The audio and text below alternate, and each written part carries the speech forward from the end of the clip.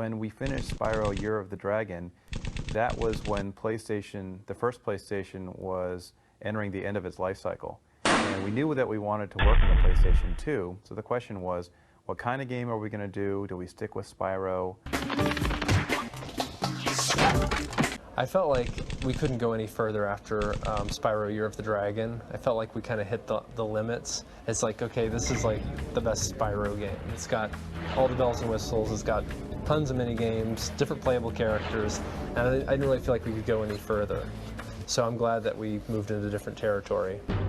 Spyro, you'll have to go. We wanted to start fresh. We wanted to come up with a new character, a new, pretty much a new concept for a game. We also wanted to go really high-tech as well, because Spyro was kind of a medieval world, and we were trying to go a little different so we could give it a different look. Starting with that blank page that first day was pretty scary because, how do you create a franchise, And that's something that we all talked about, how do we make this thing work? We all started brainstorming back in the winter of 1999-2000, and we had an advanced team of a few people working on the PlayStation 2 technology. Yeah, we did struggle a bit with the technology at first. Using highly sophisticated technology, which you couldn't possibly understand. It was our first PlayStation 2 game. At that point, we still weren't quite sure what we were doing for the game. We had a lot of different ideas. We were thinking about adventure games, more adult-oriented games, darker type theming. We wanted something that we felt the players could really get into, was very hands-on, and a lot of stuff to blow up. Brian Hastings had said that he wanted to make a game about this alien that travels from planet to planet in a spaceship and gets to collect all these gadgets and weapons. I was kind of peripheral to the story. I had some responsibilities, but it was pretty minor. And that was the kernel of the idea. And as soon as he said that, everybody started thinking about it and said, yeah, that's kind of what we're looking for. When we made the decision to do Ratchet and Clank, Jason Rubin, fortuitously, called me up and said, how would you guys like to take a look at the Jak and Daxter engine? Because they had developed this amazing background renderer for the PlayStation 2. And we decided that, yeah, we would love to take a look at it. And at that point, we developed a technology sharing agreement with Naughty Dog, where they would let us check out some of their code. We would take it, modify it for our needs, and then give it back to them in the hopes that it would help them on their next game. And it was really an incredible opportunity and an incredible situation in this very competitive industry where no money changed hands. This is all about helping each other out, and it sounds corny, but kind of furthering the art of video games. We had some brainstorming sessions and everyone got to give input on what they wanted to see in a science fiction, action platformer, first-person type shooter game. We combine a lot of genres. One of the things that is going to be a problem with a platform-based game that uses a lot of weapons is that that's never really been done before, and it changes the entire feel of the gameplay. I mean, in the past, the gameplay in a platform game was always run up to a guy and jump on top of his head. Now, if you can shoot him from halfway across the level, it really feels different.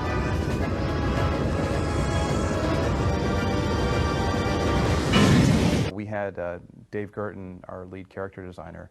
He spent the entire game pretty much just designing character after character. He's got sketchbooks full of many.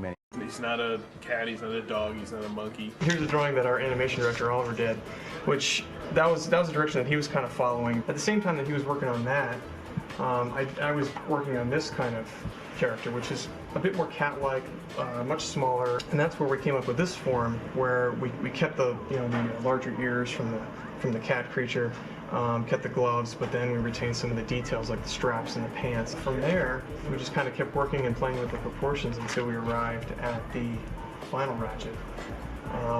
Much taller, very action-oriented and ready to kick some ass. Oh, and by the way, the name's Ratchet. Pleased to make your acquaintance. Oops. I'll just call you Clank for short. As far as Clank goes, Clank went through a lot of iterations as well. Clank actually started out as being 3 separate robots that Ratchet wore, and that just wasn't working for us because it really stripped the personality away from from Clank, because all these robots had to compete for the spotlight, and it just wasn't going to work. So what happened was we took those three and we combined them into one robot. Ratchet, am I cool now? He was much smaller. He was kind of baby-like, but then we also tried some taller incarnations of him as well. Big lower jaw, because maybe he had this kind of attitude. And we just kind of continued on with that. We even went with really tall, but then we found that this form was competing a little bit too much with Ratchet's form. And then finally we arrived at kind of this small baby-like creature that we could transform into all these different packs, so that when we saw them next to each other, it was kind of like this little kid next to this much larger character. Hey, what's with all this save the solar system stuff anyway? We knew that players were going to want to be able to play as Clank and use Clank. And so that's why we decided to create gameplay for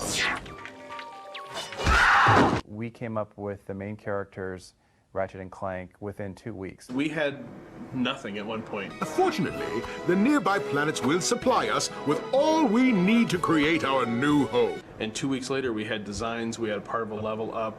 It was really rapid. Some companies spend a couple months, some people spend 6 months developing a character, but everything just really fell into place. Maybe 5 weeks total from knowing absolutely nothing about what we were going to do to we had Ratchet actually moving around through a temp level. It said a lot about how enthusiastic people were when it came to the concept. The first thing we want to do is make sure that the gameplay is viable and that the design is going to work. So all the designers know how to use Maya, and they will build these very simple environments. So once we kind of got the level up on its feet in this boxy version, we'd say, okay, the gameplay works, and now let's do the final. And that's where it gets handed over to the artists and the animators. Trying to get the levels to feel as though they were alive was actually a really big undertaking. We were trying to not have it at any point really where you just stood there and the screen was dead. Our job is to do the character animation, any sort of sentient being, but here you'd see all the ships flying around. Actually, those were all done programmatically. Once in a while, I found myself designing an entire level. Sometimes if someone had certain strengths in like doing grind rails or swimming challenges, sometimes would bring their concepts to us, and we would be in charge of shooting down all the really impossible ideas. I don't think he shot down any.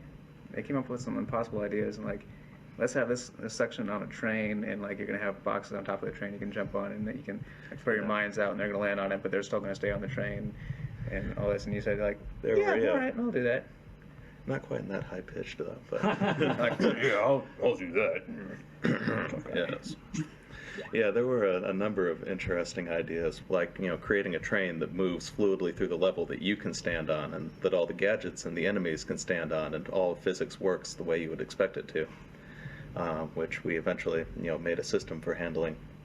And I think at one point in our space station level, the idea was to have a derelict ship that represented about 1/3 of the level, and then to have it blow up halfway through, and so just kind of annihilate 1/3 of the level, which I'm sure in somebody's head that seemed like a nice simple idea, but in the end we did it and it worked and it's cool.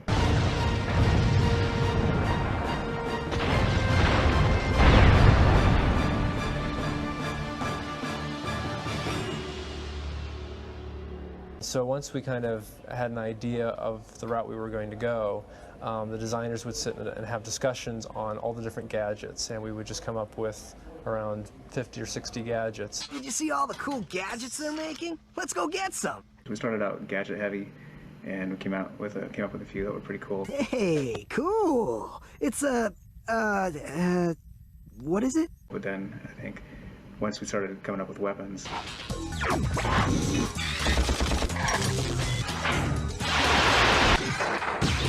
and then the focus just shifted somewhere along the line to blowing stuff up. Build our weapons while you build your future.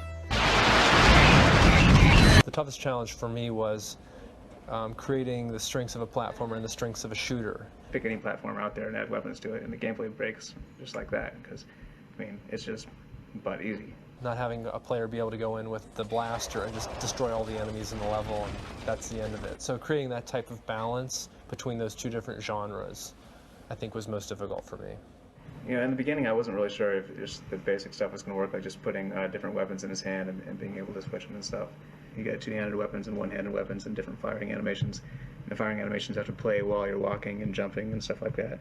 So you're doing any one of your moves, like a long jump or a super high jump or gliding, whatever. And you know, you fire your weapons at the same time. So all that stuff had to blend together. You know, it was kind of tricky at first, especially when you get something as big as a Rhino, which is, you know, the same size as Ratchet, and he's holding this thing, and you don't want it to, you don't want it jerking around as he changes animations and stuff. And, you know, it took a while. It took some extra matrix filtering. It's one of those things you just, if no one notices it, you win. As you can see, everything is moving along as planned. We decided to make a very big game. Ratchet and Clank, as far as the geography goes, is about 10 times the size of Spyro. And as far as gameplay variety goes, I'd say it's about 10 times as complex and varied. Yeah, it became a real problem about halfway through when we realized how big the designers wanted the levels, and you know, they definitely weren't fitting. It's pretty much something that's happened to every single project. We lay out some restrictions. This is the size you get, and then they'll pretty much double that by the fourth level they designed. For someone doing the technology, I guess you just live in a constant state of stress that it's not going to work and it'll be all your fault. So if at the end it ships and it works more or less, then, you know, poof. If Al can't fix it, it's not broke. Right, Al? That's a real testament to Al Hastings and Gavin Dodd figuring out ways to make the levels load very fast. Those guys spent a lot of time making sure that the levels, these huge levels, loaded very quickly. And we were able to mask that with these flights through space. Our goal was to never have the word loading show up in the game. And that we brought over from Spyro. In Spyro, in the games that we made, you never see a loading screen. Spyro is always flying between the different worlds. All of the infobots that you pick up in the game are little mini-movies, and we realized that that was going to be the best way to convey information about the next place that you go. Hello, citizens of... This is Darla Gratch reporting live. What makes one man toil in obscurity while another becomes... Mayday! This is the censorship article. Dispense with the pleasantries, Lieutenant. Has this ever happened to you? I am Captain Clark, and believe me, there's nothing more... Even though we knew what the scripts were and we knew exactly what the story was, to see people laughing at the way the actors were coming off and the way the animation came out was really satisfying for those of us who participated in the story. We wanted it to be funny and just a silly premise. So the idea that someone is taking parts of planets and just putting them together in some big Frankenstein planet was just weird. Ultimately, it's my responsibility to make sure that the story and the macro work together, but I'm not the one writing the story. We have our animation director and our lead technical animator coming up with the actual scripts. What makes these characters tick? There was a lot of thought put into that. We wanted Ratchet to be a very heroic character, and he did, in some early writing, did seem a little too laid-back kind of surfer dude, and then we immediately nixed that. We wanted him to be more heroic. But we also wanted him to be, even though he's not, a little more human than a lot of the game characters you see, where he does have problems. The easiest thing, once we made the decision, was Clank. He has no sense of humor, no idea that what he's saying is funny, and a lot of times that can be quite humorous. You sure showed him. I suppose I did. And then we heard the actor do the voice, which was very deadpan and low-key. He just came together very easily. Hey, you're that robot guy, right? No, actually, I build robots. I myself am not a robot guy, per se. Nerd. I like him. We have some animators here who came from doing feature films, and they were used to doing about 200 frames a week.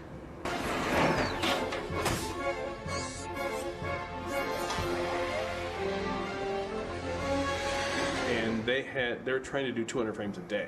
From my perspective, I think the biggest challenge was making sure that the macro design worked with the story throughout the game.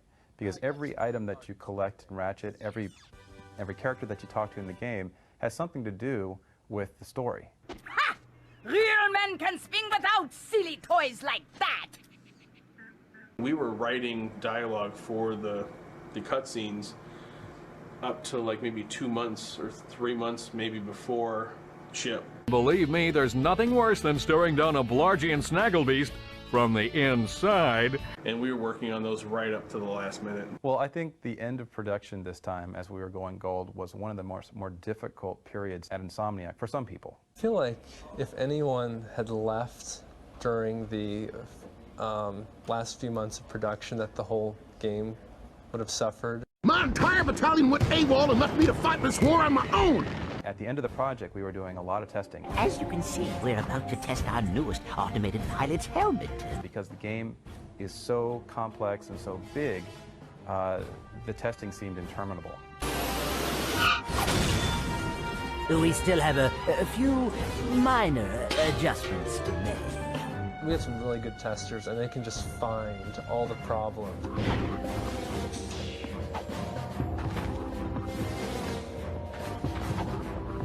There was one day, I think they could zap an enemy through a force field, and then basically, it was in the Hollow Guys challenge, and you could just zap this guy right through the force field and kill him, and then the force field would disappear, and you could make your way all the way through the challenge. And that was just like the straw that broke the camel's back. We were just scrambling to fix a lot of problems that cropped up at the last minute. I'm not gonna last much longer! Requesting immediate assistance! You get too many bolts here, that breaks the first 3 levels because now it's too easy, because you have the rocket launcher and etc. And so having the weapons not overlap too much and having them balance out with the whole economic system so they're at the right price and you get the right money at the right speed. And the weapons actually, each one is individually fun by itself and worth the money you pay for it, which is kind of a nightmare. Dispense with the pleasantries, Lieutenant. My sources tell me you're behind schedule. There's a lot of pressure on us to release the games on time because Sony has this huge marketing budget that's devoted to the game. And if we miss our deadline, then that's a lot of money out the window. You said it, pal! Probably my most terrifying memory was going into the meeting with the animators and telling them that they had to work pretty much every weekend and every night for the next month or so when we got towards the end of the deadline. Of course, sacrifices must be made. Thank you for your cooperation. I spent a few nights here. I felt like I spent several weeks here at the office. There were people definitely pulling all-nighters, and that's something at Insomniac that we try to avoid at all costs because nothing will burn you out more quickly than spending 3 nights in a row at the office. Sometimes we try to lodge Nerf balls up in the girders. Okay. I mean, your productivity just goes through the floor. And we run around the office. I think we have some remote-controlled cars and some Nerf guns. To actually go through all the things that we went through and keeping ideas and throwing out ideas and finding things that just really worked and doing a lot of testing, to actually see the game completely put together. Just seeing the cover with the 2 characters that I actually built those 2 models. It's like, wow, that's my work right there on the store shelf. To see it being bundled in Japan was even more incredible for us. It was really exhilarating. It's always a combination of relief, excitement, a little bit of trepidation because you're not sure how the consumers are going to respond. It's kind of nice to have designers which are constantly pushing the boundaries of what you would think is possible and coming back, ultimately maybe even with a few things that turn out just to be flat out impossible, because then you always know that you're right on the cutting edge. What's great is that there are a lot of people out there who are still pushing the envelope, trying to make stuff that truly is different and not just going with yesterday's ideas. Sometimes it's really hard because it seems like every idea has been done. But we really struggled to make the gameplay the core factor that drives the game. And I think when you have that, then everything else will shine. To see the kind of response on the web and see the kind of reviews that we were getting, and to have consumers just email us out of the blue saying, we love this game, thank you for making this game. I mean, I think that makes everybody here feel really good about the long hours and neglecting their kids and their wives and husbands to be in this industry. That's the reward.